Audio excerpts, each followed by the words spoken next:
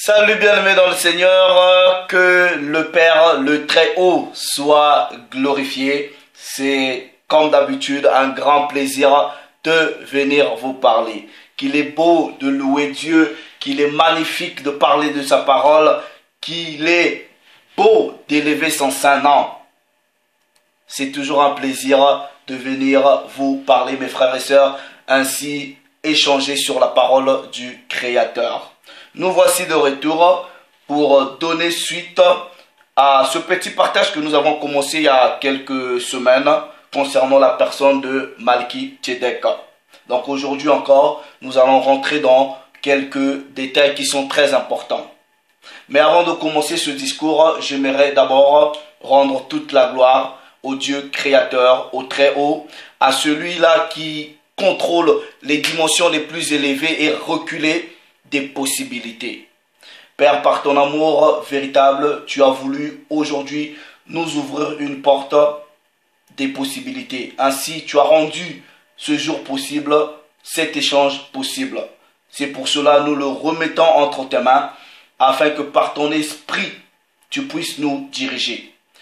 Père, nous demandons à ce que tu puisses ouvrir notre intelligence et déverse la connaissance nécessaire à la compréhension de ce sujet concernant la personne de Malki-Tchedek.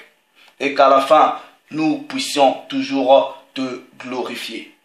Par le Christ de notre race, nous te rendons toute la gloire qui t'est due.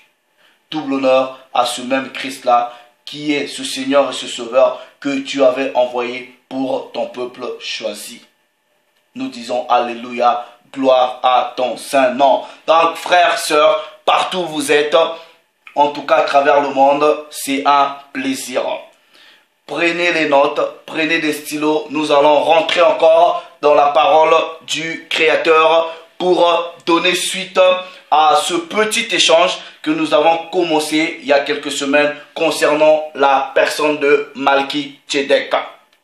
Donc l'objectif de ce partage va être en tout cas de dévoiler la personne qui porta l'identité ou l'identité de Malki-Tchedek selon le récit de la Genèse au chapitre 14. Donc nous allons essayer d'identifier cette personne-là qui en réalité officiait dans cette institution-là. C'est ça qui va être l'objectif de ce deuxième partage concernant ce sujet. Pour rentrer, je vais prendre un premier précepte. Le premier précepte que je vais le prendre dans le livre de Romains, au chapitre 15 du verset 4. Je vais utiliser, en tout cas pour ce précepte, la version de la Bible de la liturgie où il est écrit « Or, tout ce qui a été écrit à l'avance dans les livres saints l'a été pour nous instruire, afin que, grâce à la persévérance et au reconfort des Écritures, nous ayons l'espérance. » Donc, nous allons aller dans tout ce qui était écrit, parce que la parole nous fait comprendre que ce qui était écrit à l'avance l'a été pour notre instruction. Donc, nous allons essayer, premièrement, pour dévoiler l'identité de cette personne, on va utiliser le livre des secrets d'Enoch. Pourquoi le livre des secrets d'Enoch? Parce que dans ce récit-là, on parle aussi d'un certain Malki-Tchedek. Donc on va utiliser le livre des secrets d'Enoch, la version longue, la version éthiopienne, tout simplement parce que la version courte ne nous donne pas beaucoup de détails. Nous allons aussi, dans le livre des jubilés, dans le livre des jubilés, lire, ce que dit le livre des jubilés concernant le récit de Genèse chapitre 14. Nous allons aussi aller dans le livre du juste, ou le livre de Japhar, Donc, comme vous pouvez voir, on a ici le livre du juste, le livre de Japhar, On a ici les livres des secrets d'Enoch, le livre des jubilés, Maintenant, pour rentrer, on a la version éthiopienne et la version slovaque du livre d'Enoch, Maintenant, pour rentrer d'abord dans le livre du juste ou dans le livre de Japhar, nous allons avoir la validation, l'autorisation ou même le permis d'utiliser ce livre par rapport au livre de Josué, ok, au deuxième livre de Samuel et au deuxième livre de Timothée. Donc ce sont ces trois livres-là dans le canon actuel qui vont nous permettre, qui vont nous donner l'autorisation de rentrer dans le livre du juste afin de lire ce que le livre du juste dit sur la personne de Malchisédek en ce qui concerne le récit de Genèse chapitre 14. Nous allons aussi utiliser, ok, les Targums, ok, les Targums, comme vous pouvez voir, ok, j'ai les Targums ici. Donc nous allons utiliser les Targums de la Genèse, ok, nous allons utiliser le Targum de Jonathan, le Targum de Néophiti et le Targum d'Ankélos. C'est quoi les Targums? Les Targums, ce ne sont que les premières traductions de la Bible, mais en langue, c'est en araméen, ok? Les premières Bibles en araméen, ok, qui ont été traduites en araméen, ça s'appelle les Targums. Donc nous allons lire dans les Targums de la Genèse, ok? Qu'est-ce que dans ces Targums-là, on traduit, qu'est-ce qu'on raconte concernant le récit de la rencontre d'Abraham et Malki-Tsédek. Donc on va aller dans le Targum de Jonathan, Targum de Néophiti et le Targum d'Ankélos. Donc pour finir, toujours la Genèse et le livre des Hébreux. Donc pour faire un petit résumé dans le premier échange, ok. Donc frère, ça c'est la deuxième partie. Si tu tombes sur la deuxième partie, je te conseille de circuler sur ma chaîne. Sans doute, tu retrouveras la première partie de ce petit partage. Donc, nous avions expliqué que, en fait, l'institution ou l'ordre de Malki-Tsédek, ok, c'était un ordre qui faisait à la fois de la personne étant que prêtre, ok, ou sacrificateur, et en même temps roi. Nous avons dit que la première personne à initier cette institution, c'est la personne d'Adam, ok? Pourquoi Adam, il était roi, ok, de la terre et prêtre, ok? Pourquoi roi de la terre et prêtre? Nous avons expliqué que la royauté a été donnée à Adam, ok, selon le livre de Genèse, ok, au chapitre 1er, ok, au verset 26, où on dit à Adam de dominer toute la terre, ok, et dans Genèse chapitre 2 du verset 15, où on parle du jardin qui représente un temple ou un sanctuaire, où on dit à Adam de le cultiver, ok, et de le garder.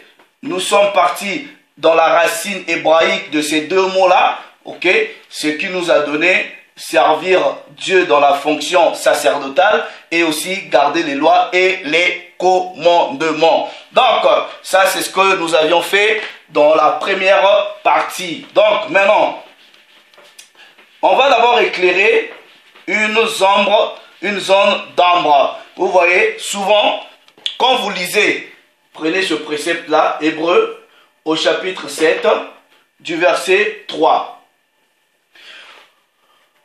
Pourquoi dit-on que Malki-Tsédek n'a ni père, ni mère, ni généalogie? Ok? Et on vous dit que ce Malki-Tsédek-là est prêtre à la ressemblance avec le Christ. Ok? Maintenant, vous devrez poser la question de savoir où se situe cette ressemblance-là, ok, avec le Christ. Parce que le Christ, quand on vous dit Malki-Tsédek n'a ni père, ni mère, ni généalogie, ça ne va pas coïncider avec le Christ, tout simplement parce que le Christ a eu des parents. Il a eu une généalogie. Vous lisez Matthieu, vous lisez Luc. Donc, maintenant, quand vous prenez par exemple le traducteur de la liturgie qui dit, ok, ou même dans le traducteur de la Bible du Semeur, dans Hébreux chapitre 7, qui dit, en outre, l'écriture ne lui attribue ni père, ni mère, ni généalogie. Ok? Maintenant, vous allez vous rendre compte, ok, que le fait que le Christ a eu des parents, ça pose déjà un problème. Or, L'explication est simple. Pourquoi dit-on que Malki-Tsédek n'a ni père ni généalogie? Mais on ne parle pas en réalité d'une personne, on parle de cette institution. Ça veut dire quoi? Cette ressemblance avec le Christ se trouve au niveau de cette institution, ok, dans laquelle eux, ils officiaient, ok, ils officiaient dans cette institution, ok, qui faisait de la personne à la fois roi et prêtre. Il n'y avait aucune exigence que votre généalogie soit confirmée, ok, contrairement à l'ordre d'Aaron, ok, l'ordre lévitique, où il y avait une obligation que votre généalogie soit confirmée, selon comment on l'avait vu dans la première partie, dans Esdras chapitre 2. Ok? Donc, la ressemblance de Malki-Tsédek avec le Fils de Dieu se retrouve au niveau de l'institution, au niveau de l'ordre. Ce n'est pas au niveau physique, tout simplement parce que le Christ avait des parents. Donc, c'est au niveau de la sacrifiture. Ok? Maintenant, nous allons prendre le livre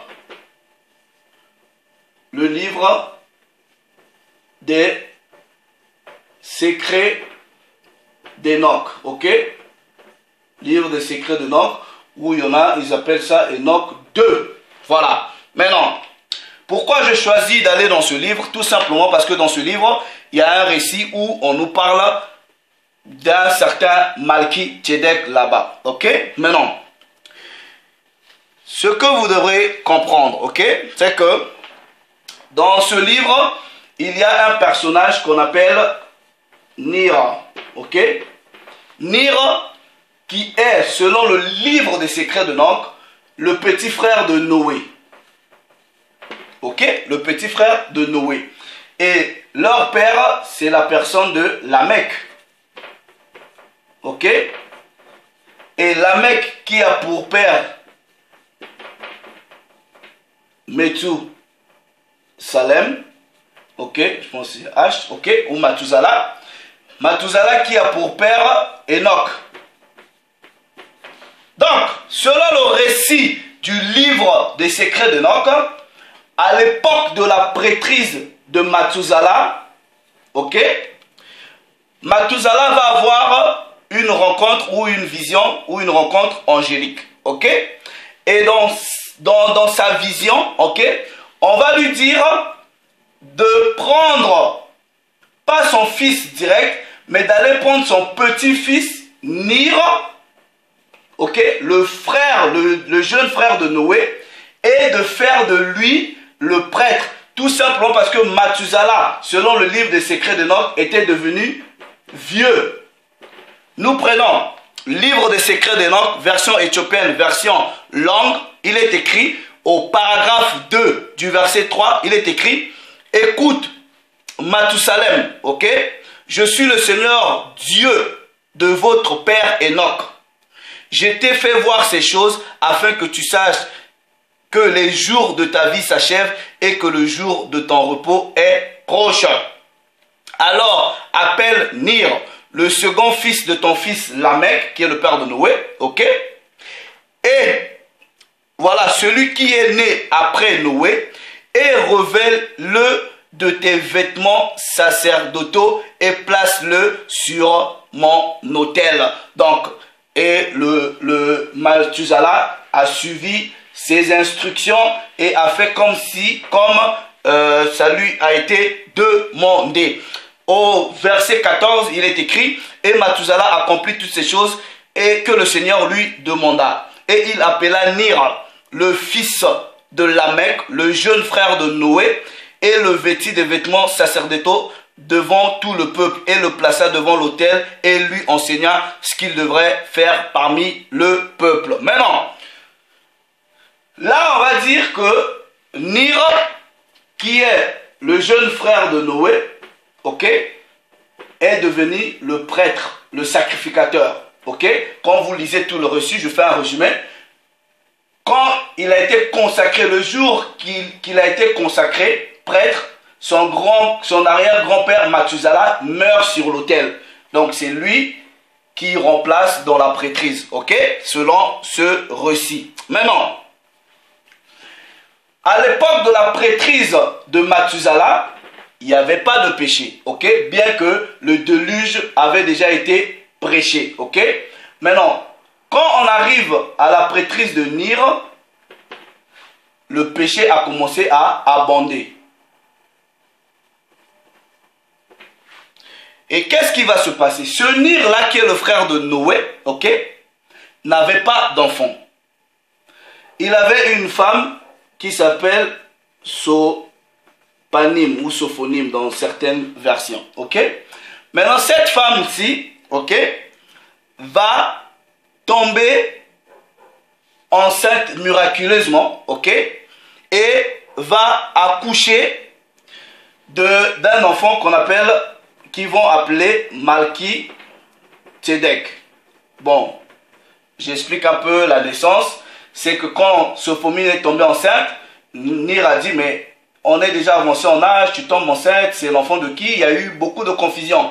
Le jour de son accouchement, son mari l'a fait appeler pour lui dire, tu m'as fait honte, j'ai même pas envie de te toucher, de peur que je me salisse et que en réalité je pêche devant Dieu, ok. Du coup sa femme est tombée, ok, sur place, elle est morte et Nir est parti appeler son frère Noé pour lui expliquer, voilà, Sophonie est morte, on va avoir des problèmes, viens, tu vas m'aider, on va l'enterrer en cachette, ok, c'est bien écrit là-bas. Maintenant, quand ils reviennent à la maison de Nir avec son frère Noé, ils retrouvent que Sophonie vient de mettre au monde un enfant qu'ils vont appeler Malki Tzedek. Et on vous dit que l'enfant avait déjà l'apparence d'un enfant de 3 ans, ok, il parlait déjà, ok. Bref, ça c'est selon ce récit-là. Maintenant, quand à l'époque où Nir est prêtre, ok, le péché va abonder. Maintenant, Nir va faire une prière concernant le sort de l'enfant. Parce qu'il savait que avec l'abondance du péché, le déluge ne tarderait pas. Parce que ses grands-pères, ses arrière-grands-pères, par exemple, Enoch, avaient déjà prêché sur le déluge. Ok? Maintenant, regardez ce que Nir va dire. Ok? Au paragraphe 3, selon la version langue du livre des secrets d'Enoch, je fais une traduction, il est écrit: et Nir, devenant de plus en plus inquiet concernant l'abondance du péché et surtout concernant le sort de l'enfant Malki Tzedek, se disait: malheur à moi, car au jour de ma prêtrise, le péché abonde sur la terre.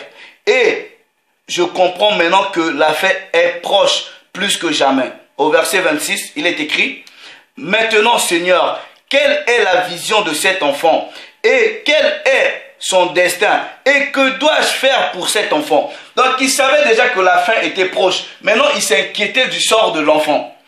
Maintenant ce qui est bizarre, c'est que vous verrez que lui-même, étant que prêtre, sacrificateur de l'époque, il s'inquiète même pas de son sort. Il s'inquiète beaucoup plus du sort de l'enfant.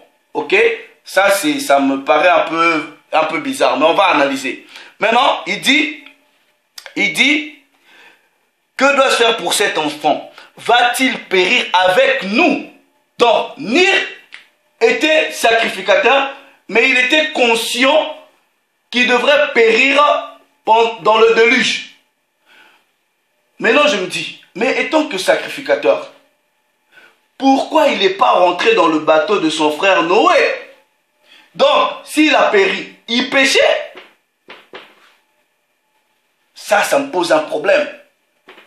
Nous allons continuer. Ok, puisqu'il dit, va-t-il périr avec nous? Maintenant, le livre des secrets d'Enoch dit, le Seigneur entendit Nir et lui apparut dans une vision la nuit. Ok, et lui disant au verset 28, ne te trouble pas au sujet de cet enfant, car d'ici peu de temps, j'enverrai Michel, le capitaine en chef, prendre l'enfant et le placer dans le paradis de l'Éden. Ok, ils disent...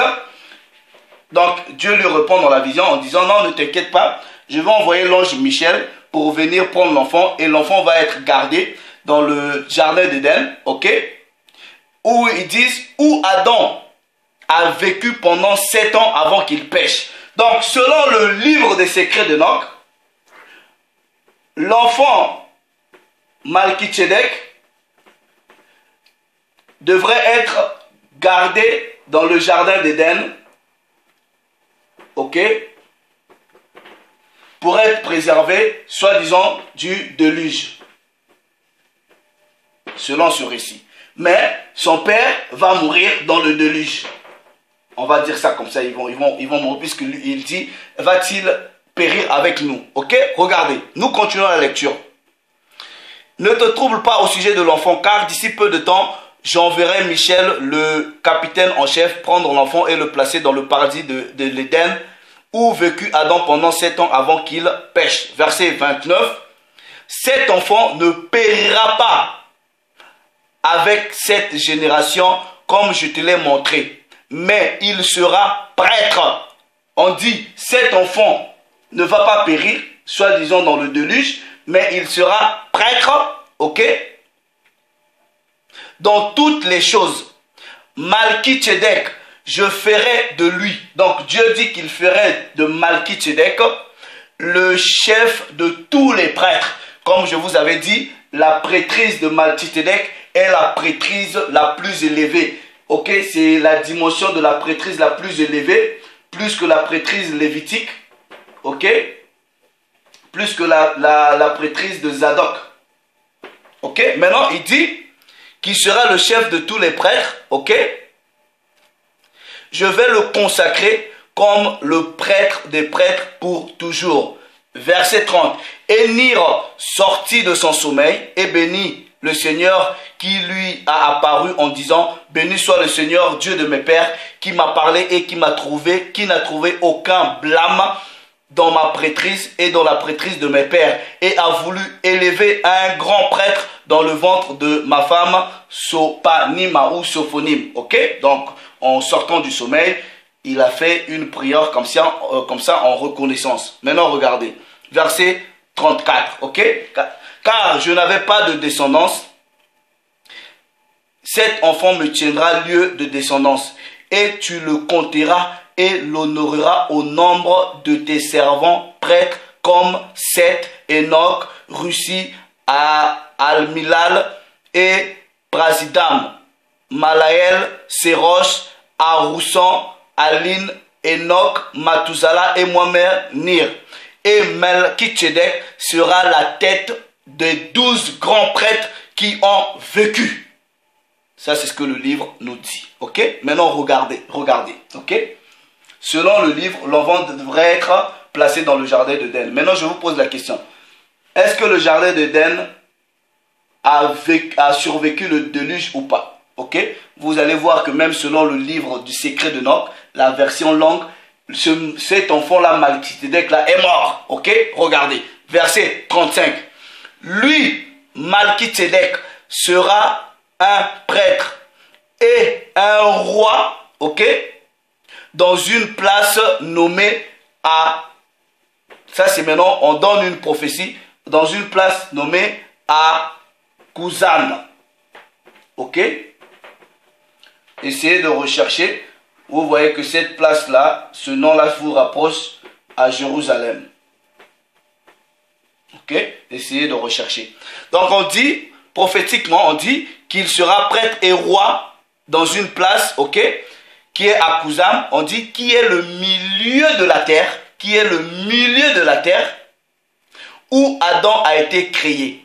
Ok, maintenant on dit là-bas à Kuzam sera la tombe de Malkisedec. Donc, en gros, il est mort. Donc, quand Hébreu vous dit ni généalogie, ni père, ni fin de commencement de jour, le livre des secrets d'Enoch vous dit que ce Malkisedec là est mort.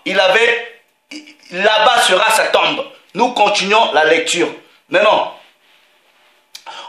verset 36, en ce qui concerne Malkisedec, il sera enterré là, comme cela est écrit au milieu de la terre où Adam enterra son fils Abel qui fut tué par son frère Caïn. La parole est là, tout est simple. Donc, il a eu commencement, il est né, ok, Et la parole, même le livre des secrets de Enoch vous dit que il est mort. Ok? Donc, pour tous ceux qui pensent que Malachie Tzedek là c'est Dieu, ça déjà ça vous pose un problème. Mais nous continuons la lecture. Ok? Verset 37. On dit, je sais que la grande désolation est arrivée et que cette génération va périr. Ça c'est maintenant Nir qui dit, le père de Malachie Tzedek. Ok? Cette génération va périr. Maintenant Nir dit, il dit, à l'exception de mon frère Noé, qui sera préservé. Regardez, regardez. Et après sortira de Noé, et après sortira des germes de la descendance de Noé. Il y aura une multitude sur la terre. Livre des secrets de Enoch, au paragraphe 3 du verset 37, on vous dit. Ok? Et un autre Malachie Tzedek sera la tête des prêtres parmi le peuple. Donc on vous dit qu'un autre Malachie Tzedek sera la tête des prêtres, ok, après le déluge. Donc après que Noé et ses enfants aient survécu le déluge, on vous dit surgira un autre Malachie Tzedek. Donc après le déluge est là, après le déluge, un autre Malachie Tzedek. Maintenant, on va voir qui était cet autre Malachie Tzedek là après le déluge. Regardez. Il sera la tête des prêtres parmi le peuple, commandant et servant devant le Très-Haut. Maintenant, pour le résumer, c'est que quand il y a eu le déluge, ce Malachie Tzedek là, qui était l'enfant de Mir, a été mis dans le jardin d'Éden et soi-disant préservé. Maintenant, on prend le verset 4, ok? Le paragraphe 4, parce que c'est des paragraphes. Au paragraphe 4, ok? Il est écrit au 5e verset, et celui qui me répondit, ne sois pas troublé, Nir. Je suis, après donc l'ange est venu prendre l'enfant, ok? Bref, on dit, ne sois pas troublé, je suis le capitaine en chef du Seigneur, Michel.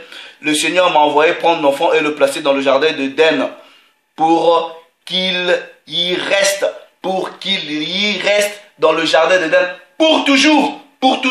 Et les versets précédents nous ont dit, il est mort là-bas, où serait sa tombe, là où Adam avait été créé, là où l'enfant Malachie Tzedek, là, l'enfant de Nir, il va rester là-bas pour toujours. Maintenant, regardez verset 6. Et à la 12e génération, après 1070 ans, un homme naîtra dans cette génération. Et le Seigneur lui dira de sortir de la montagne où l'arc de ton frère Noé échouera. Et là, il trouvera un autre Malachie Tzedek. Donc, selon le livre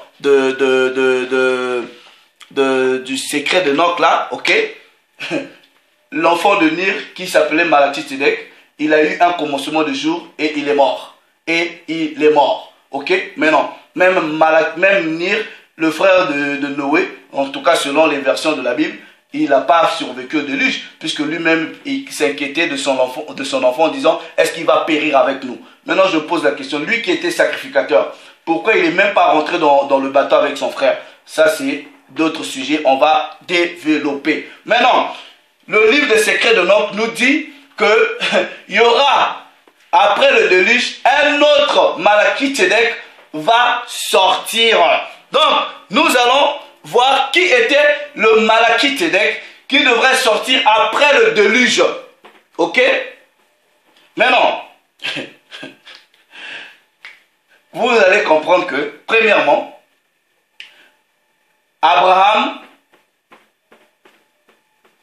a eu pour contemporain Noé, a eu pour contemporain les Shem, les enfants de Noé, c'était les contemporains d'Abraham. Donc, quand vous lisez Genèse, je pense, 9, vous allez vous rendre compte que Abraham et Noé ont vécu à peu près 30 à 50 ans de vie commune. Mais à la naissance d'Abraham, Noé était déjà avancé en âge. Ok? Et quand vous faites les calculs, même Shem, ok? Abraham est même mort avant Shem. Ok? Donc, les enfants de Noé après le déluge, c'était des contemporains d'Abraham. Mais le livre des secrets de Enoch nous dit un autre Malachie-Tzedek sera élevé, ok, dans la descendance de Noé, puisque c'est la descendance de Noé à qui a été donnée la responsabilité de créer une nouvelle multitude sur la terre. C'est pour cela que j'avais dit au départ, nous allons avoir besoin du livre du juste, ok? Pourquoi le livre du juste? Parce que le livre du juste va nous parler aussi de cette histoire-là, de la rencontre d'un certain Malachie-Tzedek avec Abraham, ok? Maintenant, avant de rentrer dans le livre du juste, ou encore appelé livre de Japher, ok? On va prendre le permis, une autorisation ou une validation, ok? Je vais premièrement, ok, dans le livre de Josué, ok? Prenez le livre de Josué au chapitre 24, du verset 2, ok? Là-bas il est écrit, dans la version de la liturgie, il est écrit, Josué dit alors à tout le peuple, ainsi parle le Seigneur, le Dieu d'Israël, vos ancêtres, habitant au-delà de l'Euphrate depuis toujours, jusqu'à Téra. Téra, qui est le père d'Abraham, ok? Et on vous dit que Téra, père d'Abraham, et de Nahor, qui est le frère d'Abraham, il servait d'autres dieux. Donc en gros, Téra était idolâtre. Maintenant, vous devez vous poser la question. Comment est-ce que Josué a su que Téra était idolâtre? Quand vous prenez la Genèse jusqu'au livre de Josué, nulle part est mentionné même la vie détaillée de la personne de Téra. Vous allez comprendre que Josué, la personne qui traduit le livre de Josué ici, en parlant de l'idolâtrie de Téra, l'a lu quelque part, a lu ce récit quelque part, et nous allons le confirmer. Donc, l'idolâtrie de Téra, ok, est mentionnée, est parlée en détail, ok, dans le livre du juste,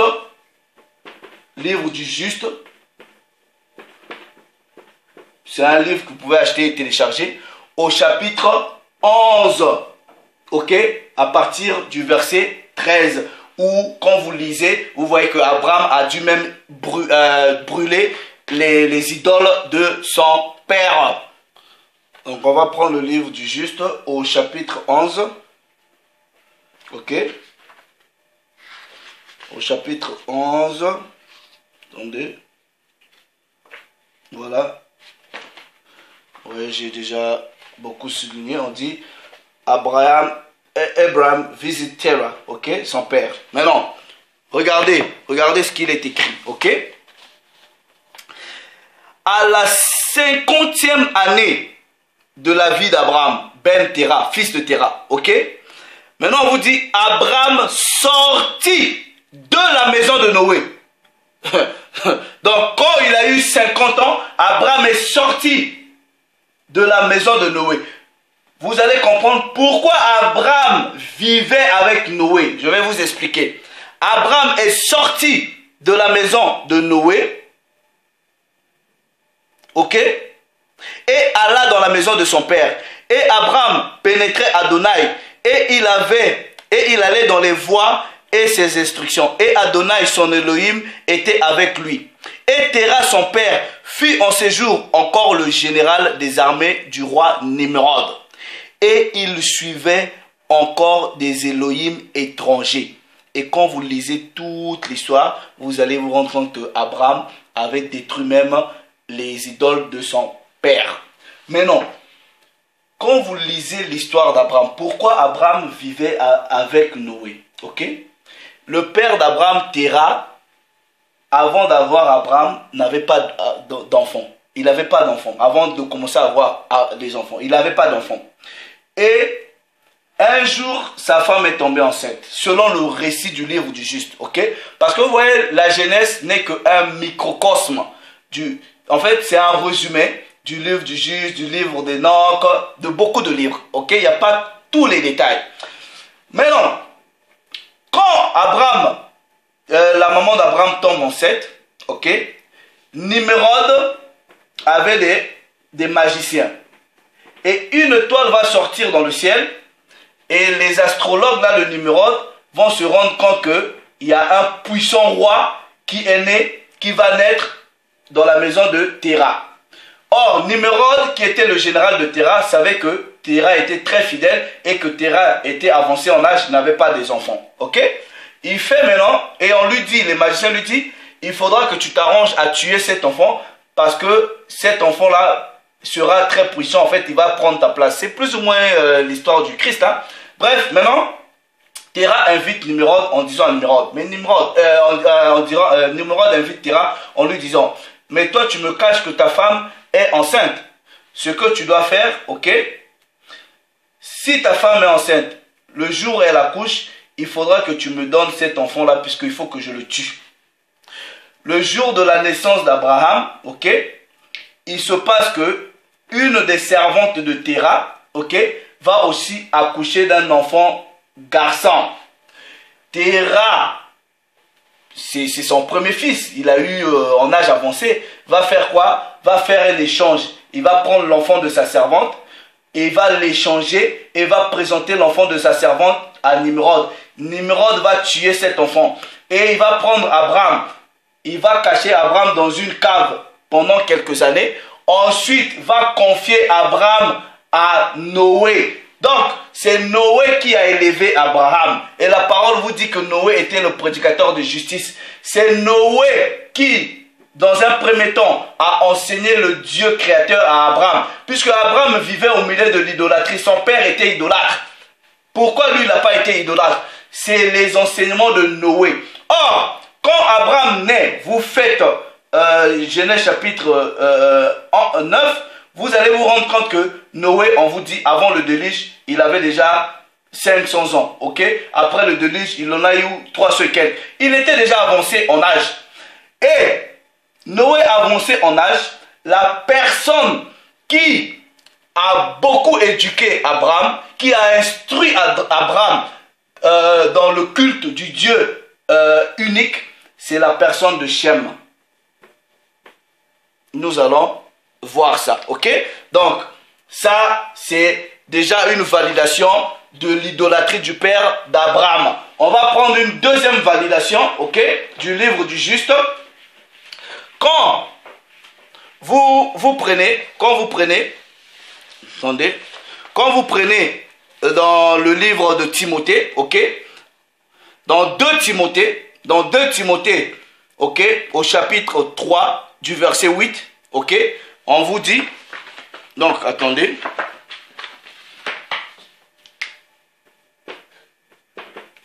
Timothée, chapitre 3, verset 8. On va vous parler de 2 personnages là-bas. Il est écrit, ok, regardez, il est écrit, et de la même façon, dans la version de la liturgie, et de la même façon que Janès et Chambrès se sont opposés à Moïse. Cela s'oppose à la vérité. Mais non, montrez-moi dans le canon actuel l'histoire où on vous parle de Janès et Chambrès. Montrez-moi où, dans le canon actuel, ces 2 personnages-là se sont opposés à Moïse. La personne qui écrit le livre de Timothée avait lu cette histoire quelque part. Et cette histoire-là est écrite dans le livre du juste. Ok? Dans le livre du juste,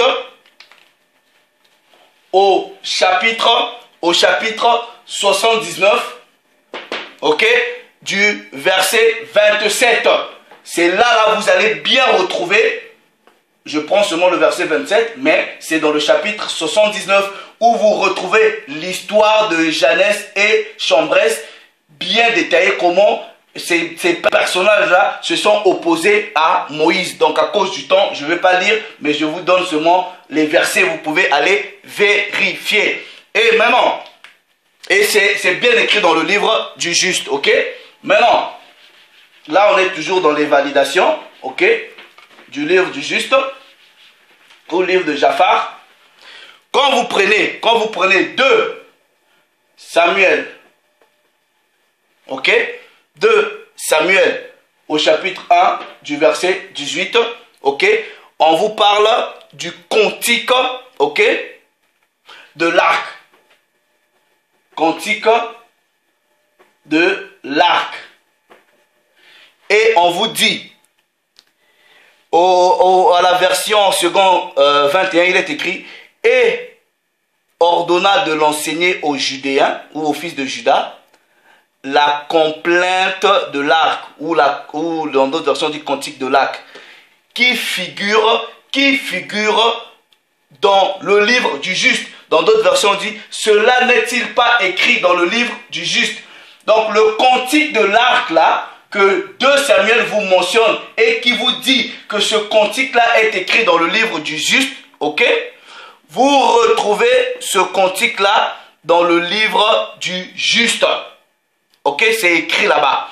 Maintenant, vous voyez l'épisode où Josué vous dit que le soleil, il a fait arrêter le soleil, des choses comme ça, ok? Dans Josué,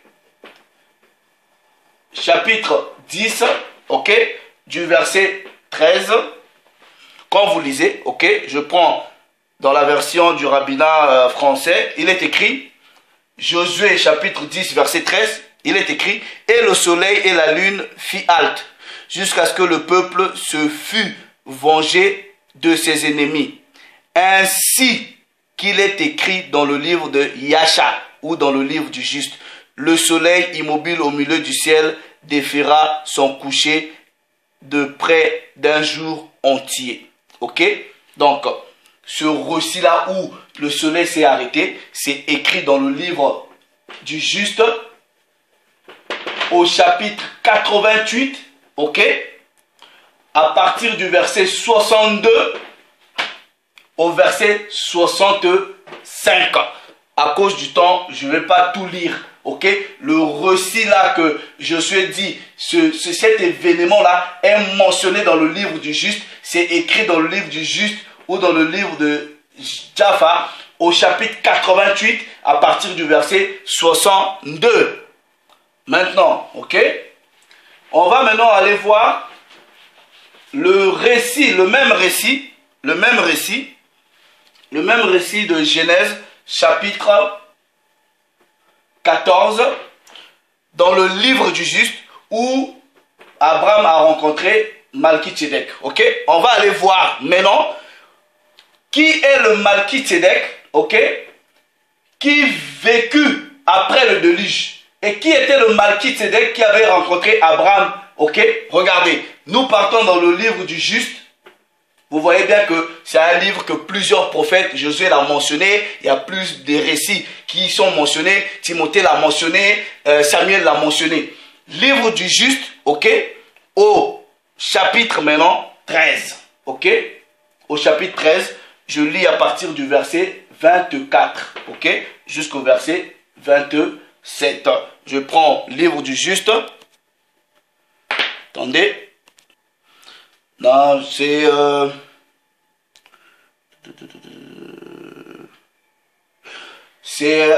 chapitre 16, ok? Chapitre 16, livre du juste, au Jaffa, au chapitre 16. Donc je vais lire à partir du verset 7, ok? Regardez, regardez. Je vais prendre une autre version. Attendez. Livre du juste, chapitre 7. Donc, et Abraham entendit cela. Donc, quand il a entendu qu'on était parti, on a pris son frère, tout ça là, voilà. Et Abraham entendit cela. Et il se leva avec environ 318 hommes qui étaient avec lui. Et cette nuit-là, il poursuivit ses rois et les défis. Et ils tombèrent tous devant Abraham et ses hommes. Il n'en resta aucun, hormis les 4 rois qui ont fui. Ils se sont allés chacun leur route. Regardez. Et Abraham, verset 8, et Abraham récupéra tous les biens de Sodome. Il récupéra aussi Lot et sa propriété, ses femmes et ses petits, et tout ce qui lui appartient. Ainsi, il ne manquait rien à Lot. Et lorsqu'il revint, écoutez bien, et lorsqu'il revint de la guerre, lui et ses hommes passèrent les vallées de Sédim, là où les rois ont fait la guerre ensemble. Et Béra, roi de Sodome, et le reste de ses hommes étaient avec lui, sortirent des puits de bitume dans lesquels ils étaient tombés pour rencontrer Abraham et ses hommes. Maintenant, regardez, selon le livre du juste, on vous dit, et Adoni-Zédek, ok? Donc, selon le livre du juste, on vous dit, et Adoni-Zédek. Je vous avais dit que Adoni-Zédek, c'était analogue à Malki-Zédek, ok? On vous dit, selon le livre du juste, on vous dit, et Adoni-Zédek. Regardez bien, vous pouvez vérifier dans le livre du juste, et Adoni-Zédek, ok? Roi de Jérusalem, Adoni-Zédek, roi de Jérusalem, le même personnage que Shem. Voilà. Le même personnage que Shem. Donc, Genèse vous traduit Malki-Zédek, mais le livre du juste vous dit c'est Adoni-Zédek, et on vous dit que Adoni-Zédek ou Malki-Zédek, là c'est Shem, qui est le fils de Noé.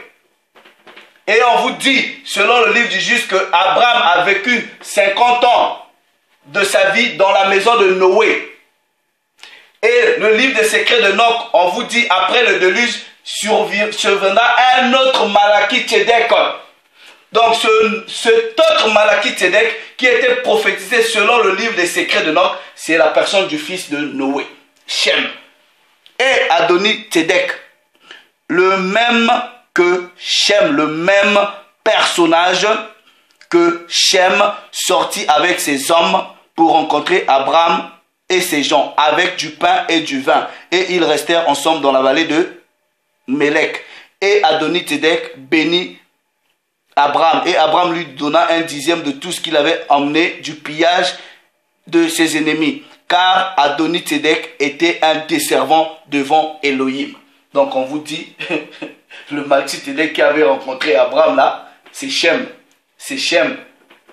Donc voilà, c'était Shem qui, dans Genèse chapitre 14, avait rencontré Abraham. Nous allons encore voir d'autres préceptes qui vont confirmer que c'est toujours Shem. C'est pour cela on va utiliser maintenant, on va aller dans les Targums, ok? Parce que les Targums aussi, on va voir comment les Targums, c'est-à-dire les Bibles, les premières traductions des Bibles en araméen, ok? On va prendre les Targums. J'écris ça en français. On va prendre le Targum de Jonathan, ok?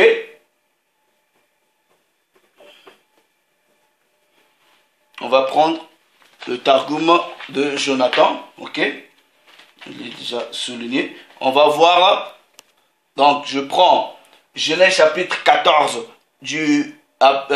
chapitre 14 à partir du verset 17, dans la traduction de araméen, ok, traduction araméenne des Targums de Jonathan, il est écrit: quand il retourna de la défaite de Tchadéléomor, ok, et les rois qui étaient avec lui, le roi de Sodome sortit à sa rencontre, ok, au niveau de la plaine, ok. Maintenant, au verset 18, on vous dit, et le roi de justice, et verset 18, et le roi de justice, qui est Shem,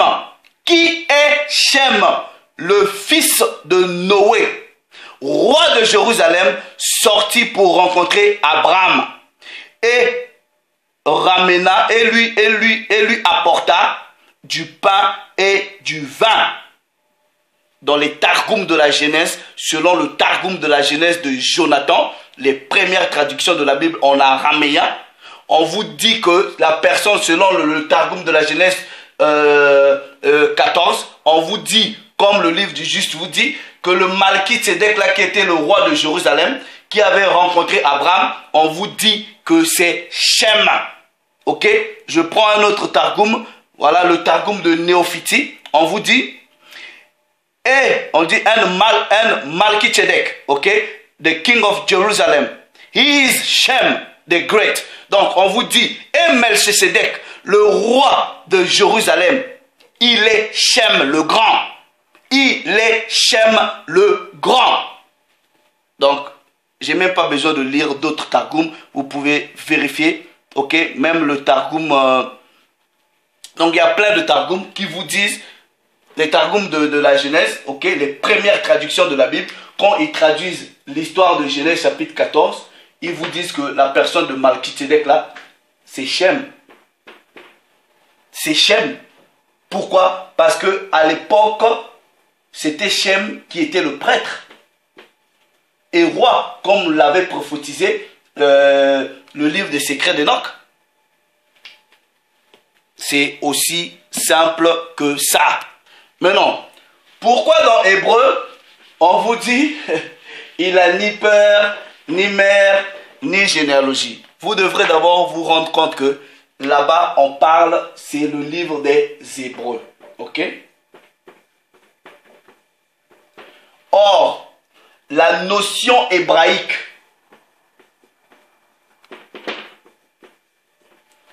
est, selon les récits, officialisée, ok, par la personne d'Abraham.